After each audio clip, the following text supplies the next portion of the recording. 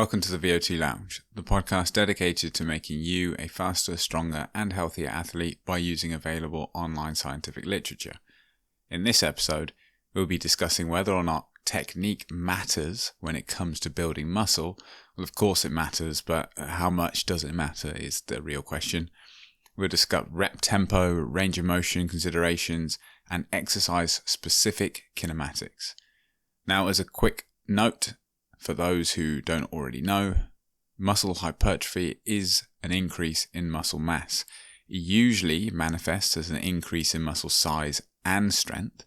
Muscle hypertrophy occurs as a result of strength training, which is why it is normally associated with weightlifting. There are two types of muscle hypertrophy: myofibrillar and sarcoplasmic. Sarcoplasmic hypertrophy is an increase in fluids and energy substances surrounding the myofibrils contained in muscle fibers. You could almost think of this in a way of the effects you have from taking creatine. That, to some extent, is sarcoplasmic hypertrophy, while myofibrillar hypertrophy occurs from myofibrils splitting off and forming more contractile proteins within a muscle fiber. So actual more contractile elements within the same muscle. Now, on to the actual episode. So why this study and topic? Well, a couple of weeks, maybe even months ago, a YouTube short by Jeff Nippard caught my eye, where he mentioned that his first paper that he has been named on as a contributor was released. So why not take a look? The narrative review outlines the significance of proper resistance training technique in maximizing muscle hypertrophy. Hence why I mentioned what hypertrophy is. That way we can just use it going forward. They consolidate existing evidence concerning various factors like exercise-specific kinematics, contraction type, repetition tempo, and range of motion to reveal the optimal approach for hypertrophy, or at least what is deemed the optimal approach in the current state of literature. Key findings suggest that employing a range of motion that accentuates training at extended muscle lengths, coupled with a repetition tempo falling within the range of 2 to 8 seconds, is conducive to maximizing hypertrophy.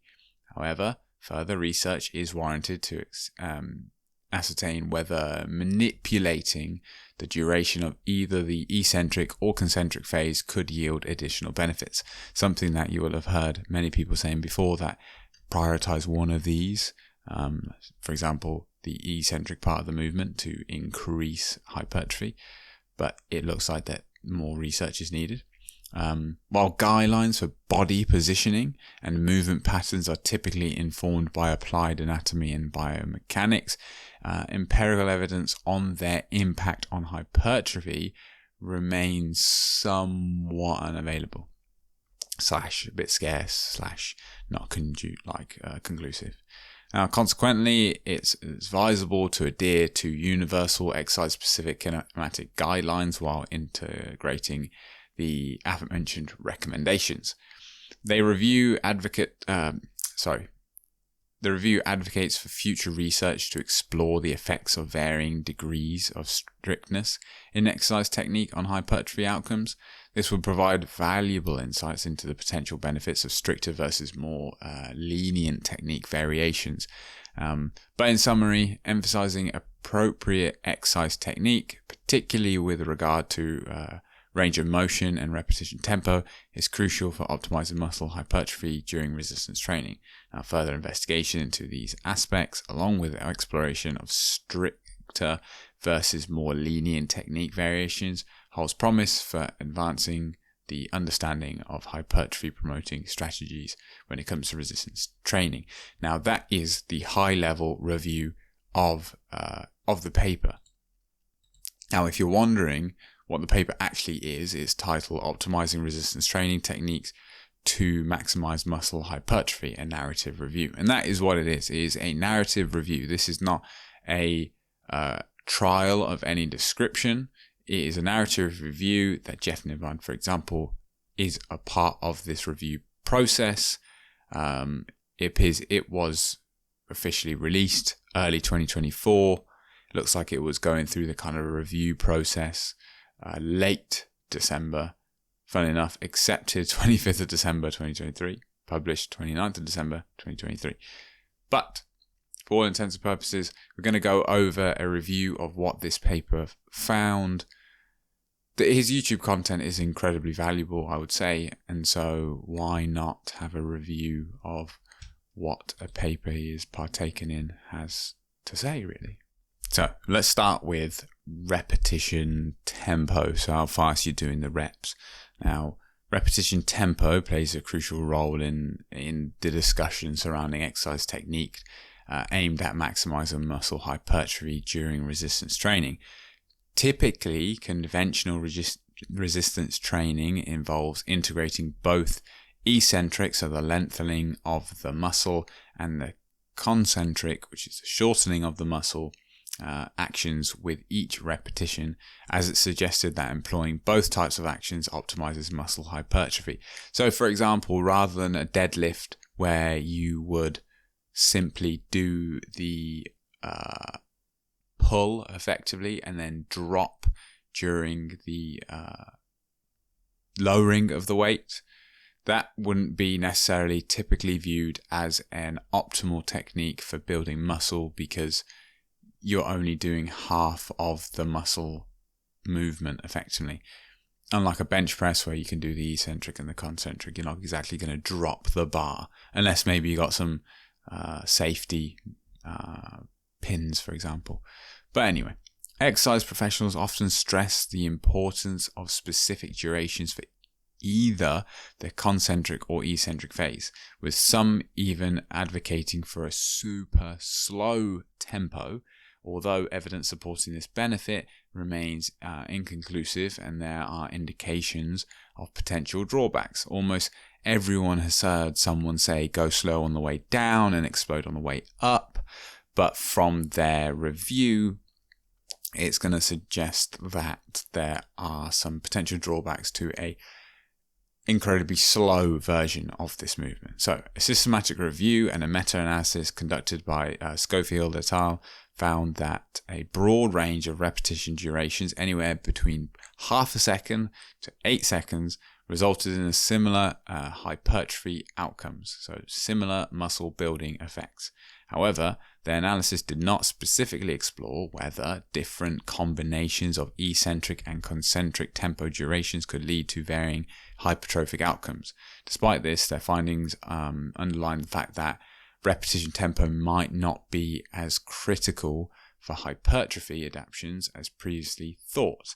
So just do what feels good, I suppose, from this. I mean, 0.5 of a second is an incredibly short repetition, or at least it considerably short half of a repetition.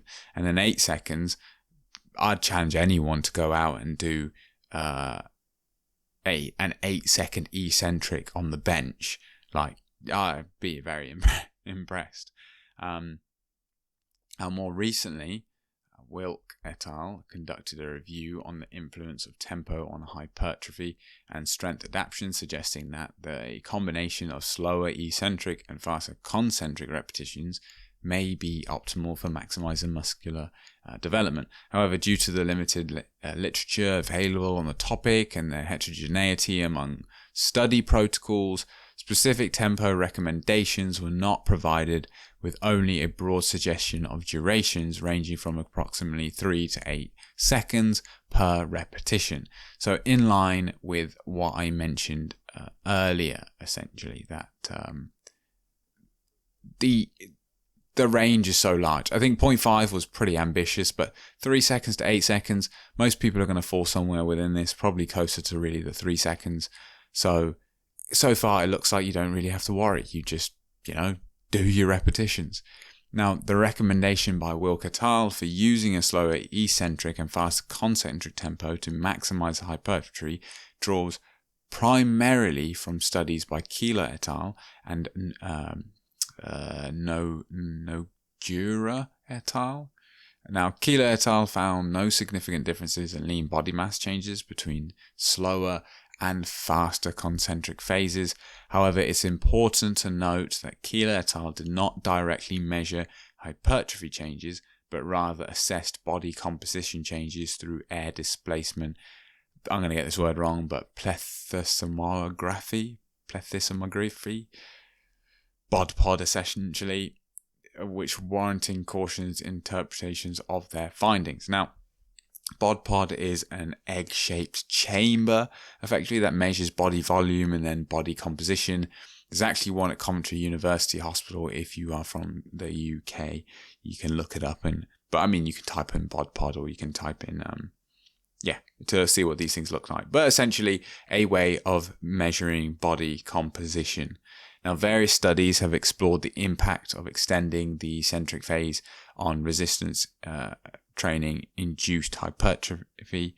The hypertrophic response based on duration of the eccentric. Piro et al. Found that a longer eccentric phase elicited greater absolute bicep brachii hypertrophy. Similar, Pearson et al. Observed marginally greater quadricep muscle thickness increase with a shorter eccentric duration. However, conflicting results exist, such as Shibata et al. Finding no differences in thigh cross-sectional area changes between different eccentric durations. Essentially, this is a great moment to mention the fact of one of the primary things to do with interpreting both studies and podcasts or articles or anything talking about these subjects. And essentially, the thing they do the best is not tell you what to do. Going to a study to try to figure out how you're going to lay out the exact endurance training program, strength training program, any of these kind of things, how you do your periodization to a T, basically taking, say, the intervals they did or the durations of resistance training they did, is not the best way to go about it. Because remember, they are confined within the constraints of their study. For example, a good one to look at is intermittent fasting, 16-8. Doesn't that 8-hour window sound incredibly familiar to the hours people normally work? And reportedly, the reason the 16-8 came about was because the individual was confined to an 8-hour working day, so fed the rats 8 hours of the day, 16 hours he wasn't at work, so he didn't feed them. The same thing goes for studies like this, time frame, so on and so forth, ease of repetition. Now, what they do tell you is what not to do.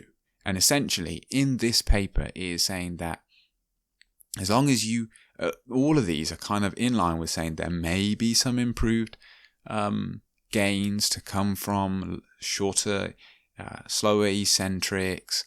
That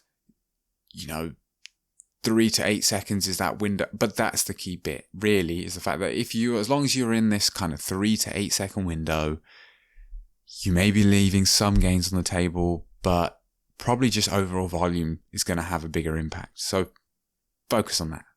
But that's what we can glean from this review when it comes to duration, at least. Now for a range of motion, which arguably, to be fair, we have done this kind of in the bro science order of rep, duration being probably the first thing. If someone were to tap your shoulder while you're in the gym and say something to you, it'd be like, oh yeah, bro, you're doing that too fast, you're not doing a slow enough eccentric, or the slow enough way down.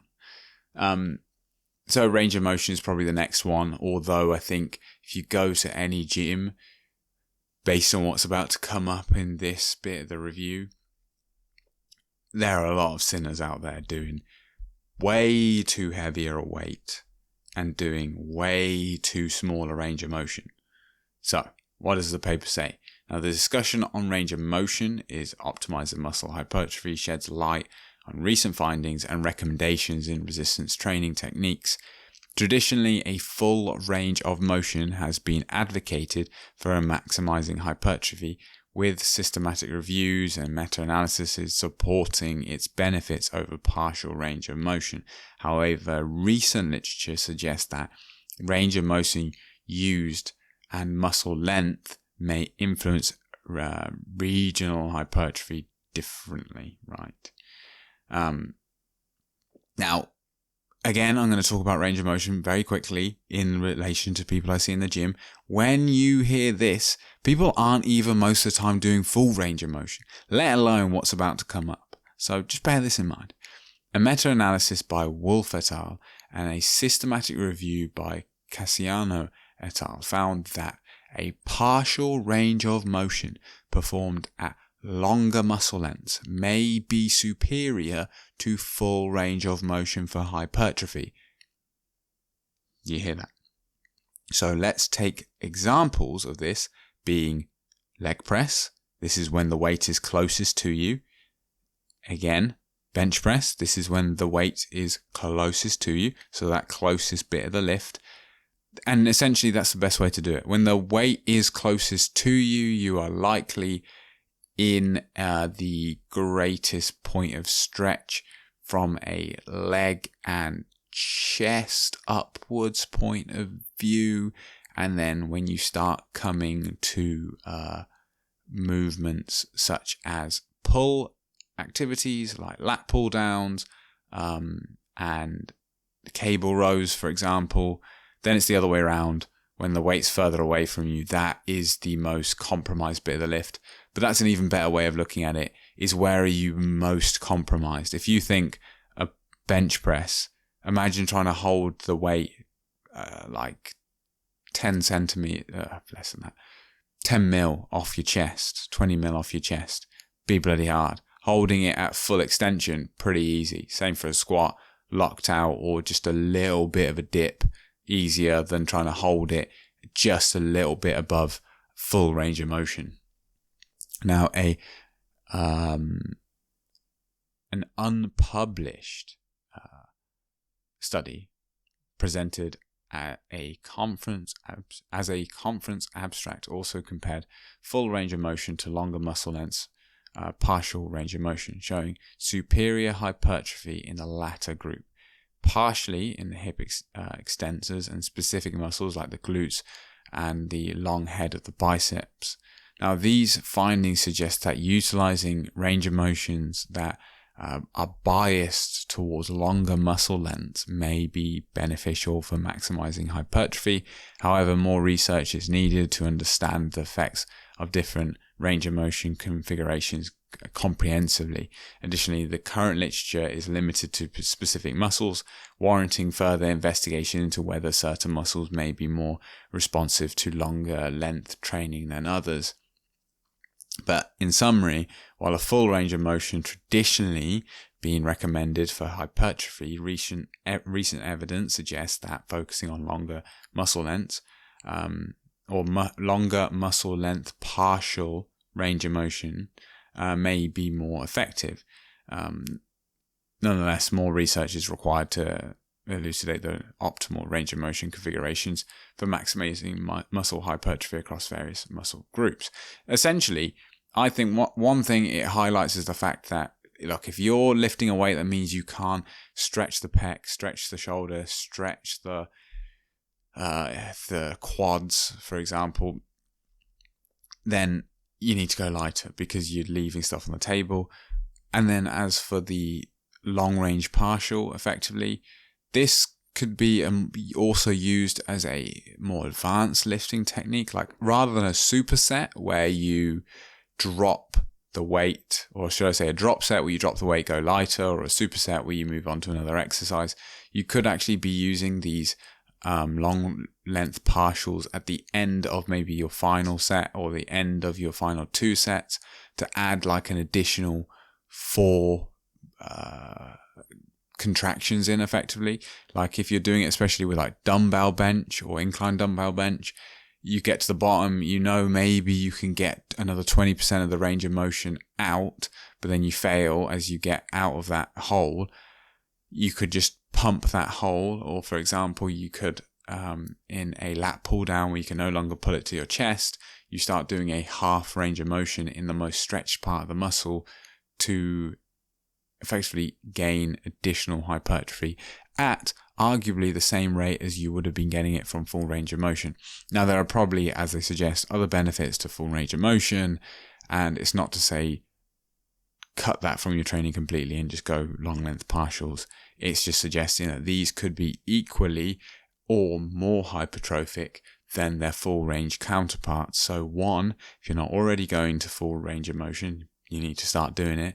And two, if you are using advanced lifting techniques, you've plateaued, maybe this could be a way of getting over and adding more volume into your training. And what about exercise-specific kinematics? This is the last bit on this 3-part piece of the study, I suppose. Now, exercise-specific kinematic guidelines are essential for ensuring that proper execution of exercises are met, aiming to maximize effectiveness, minimize injury risk, and optimize muscular adaptation. So effectively, it's just the general movement, the overall movement that is being performed by the individual when they do the exercise. Now, these guidelines have evolved over time through a combination of applied anatomy principles and biomechanical understanding rather than direct empirical evidence on hypertrophy optimization. Instructions on body alignment, grip width, foot placement, and bar positioning are designed to target specific muscles effectively and safely. While these guidelines often have a logical basis rooted in biomechanics, their direct impact on hypertrophy has not extensively been studied. I also would mention the fact that one of the things I like to do with these kind of things is like squat leg width and within reason. Like you're not doing a squat in like the splits basically, but squats, like pull downs, bench, all these other things, just trying what feels comfortable, but also try maybe what you wouldn't normally do in a grip width or a leg stance or leg positioning, and just seeing if you elicit a different kind of pump. Because if you're getting a pump, you know you're doing something right. And one, it could be like, for example, the other day for me, I was doing lat pull downs, had a slightly different grip to normal because I was using a different attachment to normal because the one I normally use wasn't available. And I got some crazy pump going on. I was like, this is now my new favorite attachment. I'm going to continue using this for at least the next 4 or 5 weeks. And so that's kind of feeding into this. But when it comes to kinematics, maybe just trying new things, seeing how they feel can be a way to elicit greater hypertrophy. But on back to these guidelines, although limited, some research has explored the effects of altering exercise-specific techniques on hypertrophy. For instance, studies examining foot positioning during calf training have shown that different positions can lead to variations in muscle hypertrophy patterns. Similarly, investigations into muscle activation during exercises like leg press, lat pull down, and bench press offer insights into technique variations, but their direct relevance to hypertrophy outcomes remains somewhat uncertain. Now, biomechanical analysis of exercises such as squatting provided particular recommendations for performance and safety, but do not specifically address their effect on hypertrophy. Essentially, safety always seems to be, and longevity seems to be at the forefront of exercise-specific kinematics. Now, additionally, technique guidelines aim at injury prevention, often based on mechanistic evidence rather than direct human studies, further highlighting the need for empirical research in this area, because there could be, and to some extent, there could be better impact injury prevention, but also improved hypertrophy on the table. Now, in terms of repetition technique, the distinction between strict and non-strict approaches is commonly emphasized, with the former aiming to isolate target muscles more effectively. However, empirical evidence directly comparing the hypertrophic effects of strict versus non-strict techniques is lacking. Now, I think there's some movements like rows, at least like bent over rows and stuff like that, where sometimes moving just the heavy object is the aim, where say like a cable, like a sat down cable row, a stricter technique is somewhat necessitated. You are really trying to target and isolate that muscle, and if you start you're recruiting other muscle groups. So to some extent, stricter form could relate to or result in improved muscle hypertrophy, or at least desired muscle hypertrophy. While some studies indirectly suggest that certain variations in technique, such as moderate external momentum, may influence muscular adaptations, their direct impact on hypertrophy is unclear. Adopting existing exercise-specific guidelines for body positioning and movement patterns is advisable as per this study, although further research is needed to determine the optimal balance between strictness and effectiveness for maximizing muscle hypertrophy while ensuring safety. Now, none of us are going to go out and do 4 weeks or 5 weeks or 6 weeks of strict exercise, then week off, then 6 weeks of non-strict exercise, and have DEXA scans at the end of both of them and compare them. So really, I think it again comes down to 1, don't get injured. 2, shouldn't hurt while you're doing it, at least from a almost a skeletal point of view. Like, the difference between your knee hurting or your back hurting versus a muscular ache because it's fatigued and you have literally burnt the muscle out. And 2, and 3, or wherever I'm in my list, just getting a good pump is usually an idea that you're doing something right, or having maybe not full scale DOMs where it's like you can't get out of bed the next day, because especially if you've done a compounding kind of effective training and you've got more habituated and conditioned, it may become less prominent. But to me, to some extent, if I'm really drilling down and progressive overload's happening, there should be the next day, you should know you've worked the muscle. It may not be as obvious as when you first go to the gym after a break or for the first time ever, and just doing the bare minimum kills you, but there should still be some post effect, some evidence that you've done work the previous day. So what were their recommendations? What are the recommendations? What can we learn? Again, summarizing all this at the end of this episode. Well, the synthesis of existing evidence on exercise technique in resistance training programs aimed at maximizing muscle hypertrophy highlights several key recommendations. Key muscle hypertrophy, not strength, hypertrophy. Firstly, incorporating a range of motion that allows for full muscle stretching is advised. Additionally, employing both eccentric and concentric phases with an overall repetition duration of 2 to 8 seconds is recommended. This recommendation offers flexibility in selecting specific durations for each phase, accommodating variations such as 1 second concentric, 2 seconds eccentric, 4 seconds concentric, 4 seconds eccentric, or a 7 second concentric with a 1 second eccentric tempo. While further research is needed to explore the effects of manipulating body position and movement patterns on hypertrophy, integrating universal exercise-specific kinematic guidelines alongside these recommendations is suggested. So effectively, following good technique whilst still falling within these guidelines is advisable. Now, the debate surrounding the strictness of technique, particularly regarding the involvement of unintended muscle groups, remains unresolved. It's uncertain whether a less strict technique allowing for ancillary muscle involvement would yield inferior hypertrophic results compared to stricter repetitions, which is what I mentioned before. Possibly doing these less strict repetitions could result in muscles being recruited that aren't intended to be worked, and you are no longer isolating the muscle. However, ensuring that the intended muscle group reaches momentary failure during each set is crucial. Something that people don't often do is really get the muscle close to that point of failure. They just sort of go through the motions. Now, regarding the involvement of assisting muscles, primarily at short muscle lengths, the hypertrophic stimulus may be limited as they are unlikely to reach momentary failure. Conversely, if assisting muscles are at longer muscle lengths, they may experience hypertrophic increases. Nevertheless, it is recommended to minimize the involvement of other joints to maintain adherence to the recommended repetition tempo and range of motion. Now, while the current literature provides a solid foundation for exercise technique, recommendations in resistance training programs targeting muscle hypertrophy, further research is of course needed, as always, as with every study I've ever read or synthesized into an episode. So there's always more research that should be done. Now, adopting these recommendations can help optimize muscle hypertrophy in resistance training programs. pending additional empirical valuation, is how they end this paper.